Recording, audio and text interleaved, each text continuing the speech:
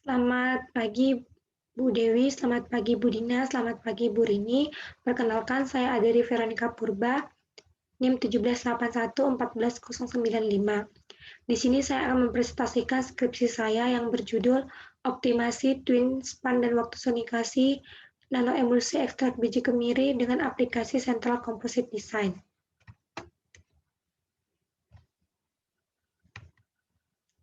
Yang pertama ialah latar belakang, di mana rambut merupakan mahkota bagi semua orang karena rambut memiliki fungsi selain untuk memberikan kehangatan, perlindungan, tetapi rambut juga memberikan keindahan dan penunjang penampilan.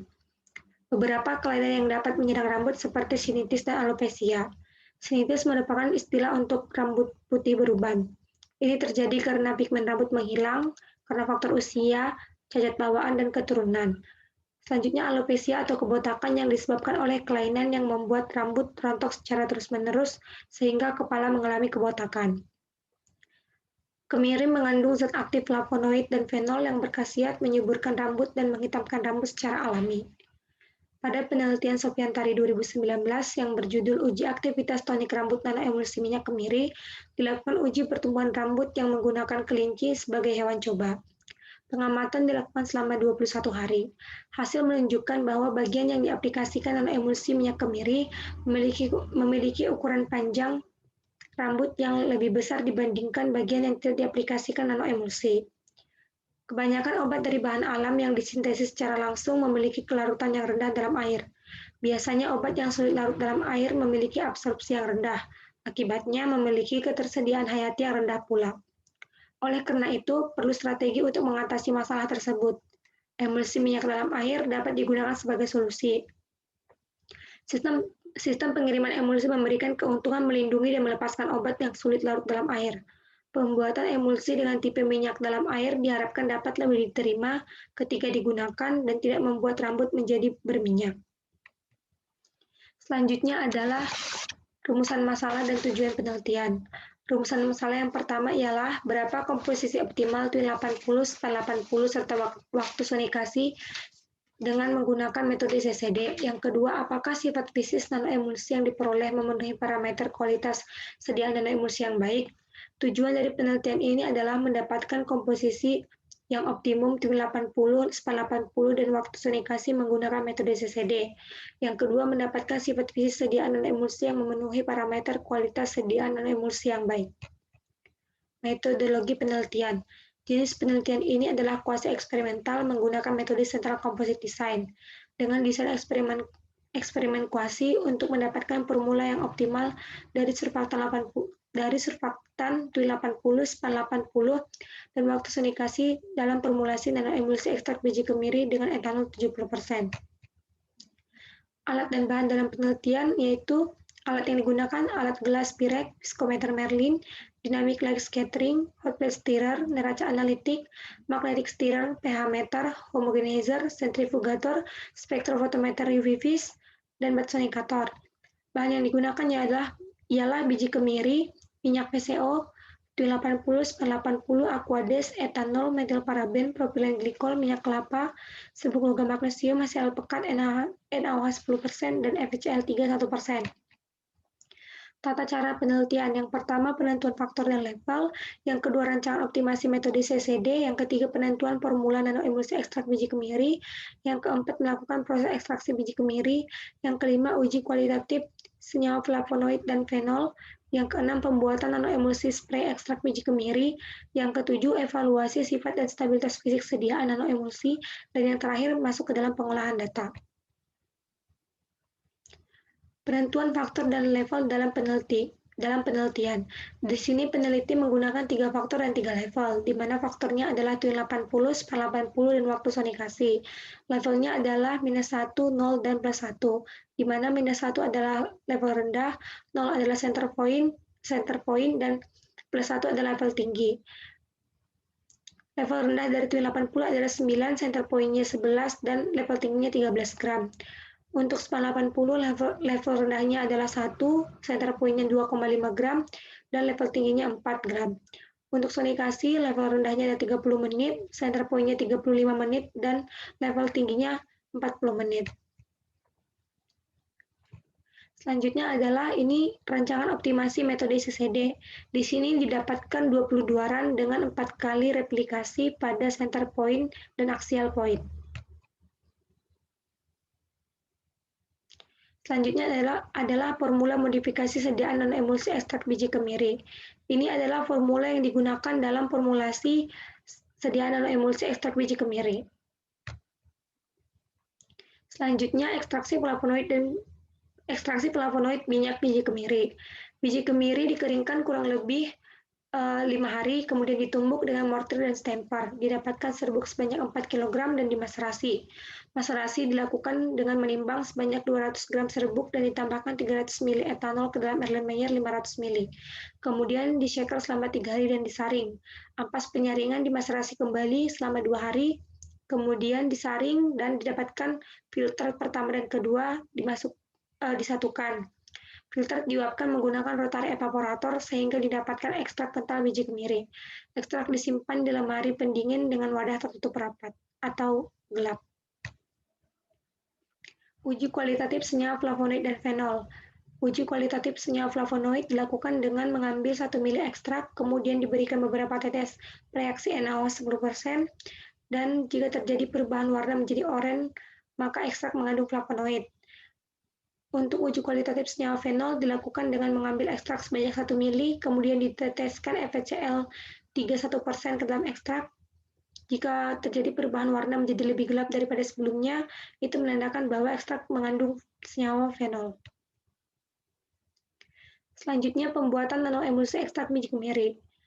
VCO, TUI80, 80, propilen glikol, metilparaben, dan ekstrak biji kemiri dimasukkan ke dalam gelas beker, kemudian dicampur menggunakan magnetik spiral selama 10 menit dengan kecepatan 1000 rpm.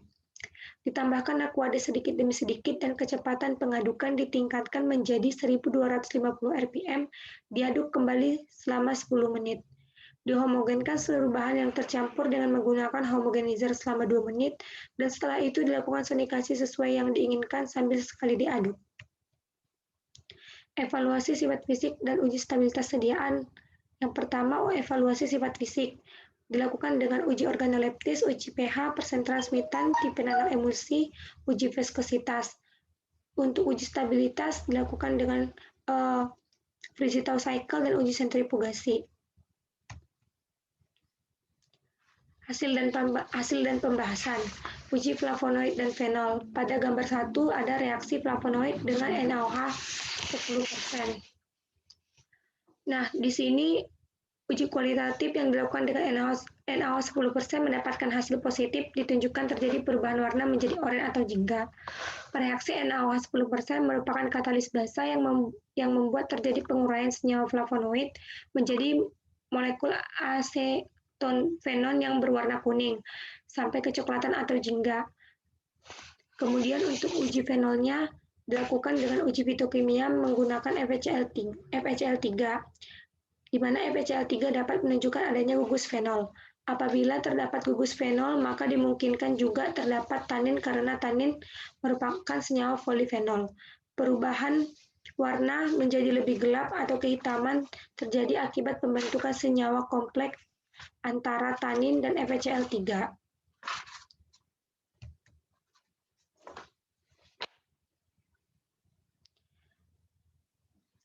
Selanjutnya adalah evaluasi sifat fisik sediaan dan emulsi. Setelah sediaan jadi, sediaan dievaluasi sifat fisiknya, meliputi persen transmitan, pH, dan viskositas, tipe nanoemulsi, dan organoleptis. Dari persen transmitan didapatkan rata-rata persen transmitannya yaitu 86 dengan CP-nya 7,68. Untuk pH-nya yaitu rata-ratanya 5,29 dengan CP-nya 0,07. Untuk viskositasnya 22,97 dan CP-nya yaitu 17,01. Tipe nanoemulsi yang didapatkan tipe nanoemulsi yang dibuat oleh peneliti yaitu tipe nanoemulsi minyak dalam air. Selanjutnya adalah uji organoleptis. Di sini sudah dituliskan warna yang didapatkan dari sediaan dan kejernihan. Tanda plus itu adalah menunjukkan tingkat kejernihan dari sediaan.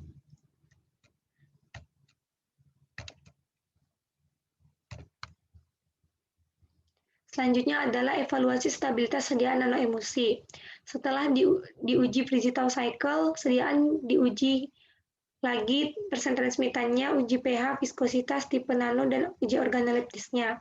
Didapatkan untuk uji persen transmitan didapatkan rata-ratanya yaitu 92 dengan SD-nya 4,89. Untuk uji pH-nya didapatkan rata-ratanya 5,35 dengan CP-nya 0,13. Untuk viskositas didapatkan rata-rata 38,8 dengan CP-nya 32,06.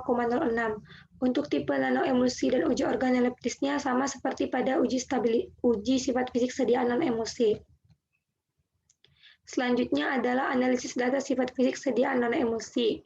Di sini didapatkan bahwa V-value pada model yaitu adalah 0,040, yaitu kurang dari 0,05. Ini menandakan bahwa persen transmitan dipengaruhi oleh twin 80, span 80, dan waktu sunikasi. Kemudian karena V-value-nya itu memenuhi, maka di sini persamaan yang didapatkan pada model dapat digunakan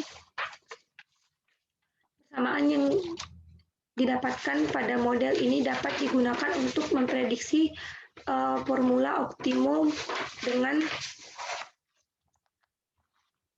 saya ulang, di sini persamaan yang telah digunakan untuk memprediksi respon ketika menggunakan komposisi level terhadap faktor seperti twin, span, dan waktu sonikasi dengan hasil respon yang optimal. Selanjutnya ini adalah respon surface regression dari viskositas dan pH. Dapat dilihat bahwa p-value dari model yaitu 0,07, yang berarti bahwa ini tidak signifikan.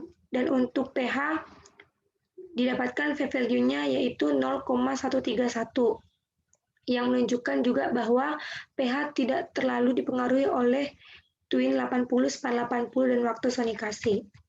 Selanjutnya ini adalah counterplot dan respon surface plot sifat fisik nanoemulsi. Pada counterplot ini terdapat 5 daerah.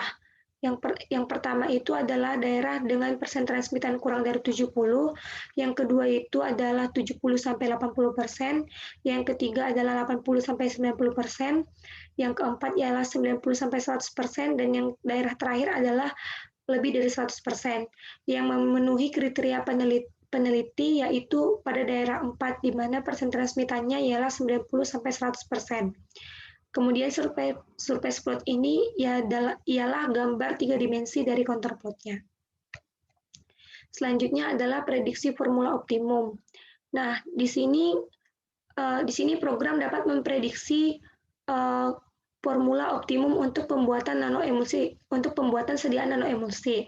Di sini peneliti menargetkan untuk viskositasnya ialah 50, pH-nya 5, dan transmitannya 95%. Maka dari program menyarankan untuk menggunakan